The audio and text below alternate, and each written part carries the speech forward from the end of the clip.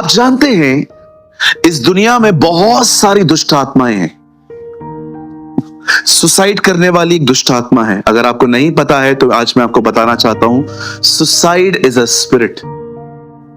जब यीशु के सामने एक व्यक्ति आता है तो वो अपने पिताजी को, एक लड़का आता है अपने पिताजी के साथ, और उसका पिता उसके बारे में कहता है कि आत्मा ने इसे कभी पानी और कभी आग में फेंका है। आप जानते होंगे स्पिरिट है वो।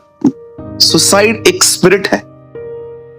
अगर आपको कभी भी अपने जीवन को खत्म करने के ख्याल आ रहे हैं, ये मत सोचना कि ये नेचुरल है। It's 100% demonic. और याद रखिए, जो व्यक्ति सुसाइड करेगा उसका नाम जीवन की किताब में से काटा जाएगा।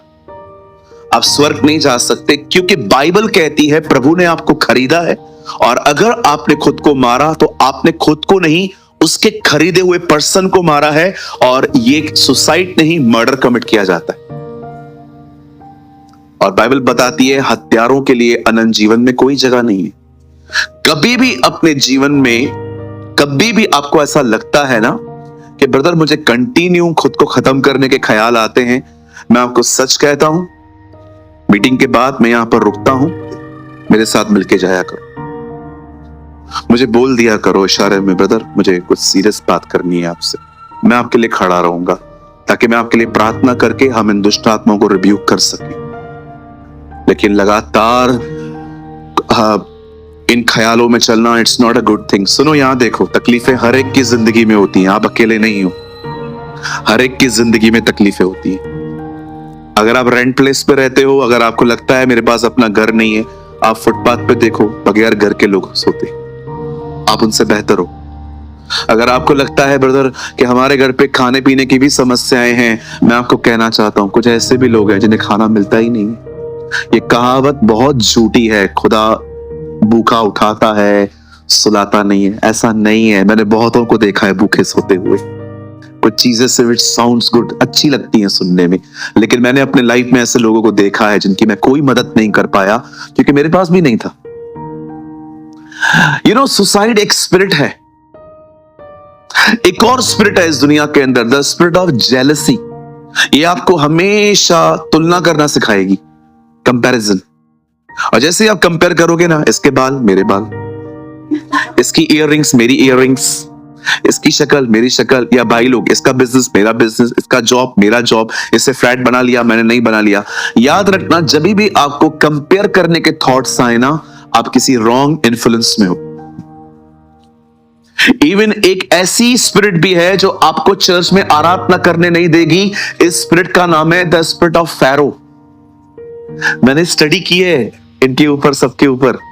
स्पिरिट ऑफ फैरो, आपने देखा फिरौन भी एक दुष्ट आत्मा से पजेस था, और मूसा जब भी उसको कहता था मेरे लोगों को जाने दे ताकि वो पर्व करें, आराधना करें, वो कहता था नहीं जाने दूंगा। ये एक ऐसा डीमन है जो लोगों को वर्शिप करने से रोकता है। आपने देखा है कुछ कुछ लोगों के मुंह नहीं खुलते हैं वर्शिप में। मुंह क्यों नहीं खुलता है तुम्हारा? कौन रोक रहा है तुम्हें प्रभु के लिए गाने के लिए? मैंने बहुतों को देखा है मुंह नहीं खुलता है। गीत नहीं आ रहा है, कोई बात नहीं, एक स्टैंजा वो गाते हैं, एक स्टैंजा आप गाओ ना। मुंह क्यों नहीं खुलता है? आपका मुंह देखो, खाली बहनों का टॉप पहन लो, प्रेस किया हुआ। देखो हमारी बहनें क्या करती हैं, कैसे मुंह खुलता है। वर्शिप के टाइम मुंह क्यों बंद है? कभी आपने सोचा है अगर मैं इधर ही एक पिक्चर लगा दूं शाहरुख खान की, सबकी आंखें मेंढकों की तरह हो जाएंगी, लेकिन यहीं पर वचन चलता है। ये इब्लीस की नींद है। ये नींद परमेश्वर आपको नहीं दे रहा है, ये कोई और है जो आपको सुला रहा है ताकि आप वचन न सुने। एक और स्पिरिट है जिसके बारे में आज मैं प्रीच करूंगा। Her name is Jezebel. Yes, इसका नाम है इजबेल। इजबेल एक ऐसी स्पिरिट है जो वुमेन्स के पीछे पड़ी है और मेंस के पीछे भी, लेकिन मैं पहले वुमेन्स का साइड क्लियर करता हूं। इसका एक लक्ष्य है गर्ल्स को मेकअप करवाना, और ऐसा मेकअप कि पूछो मत। देखो यहां देखो, मैं इस बारे में बहुत बैलेंस्ड हूं। अगर आपको लगता है कि ब्रदर, अगर मैं किसी फंक्शन में जा रही हूं या मैं किसी शादी में जा रही हूं और मैंने खुद को थोड़ा सा सिंपल वे में किया, इट्स ओके, चलता है इतना।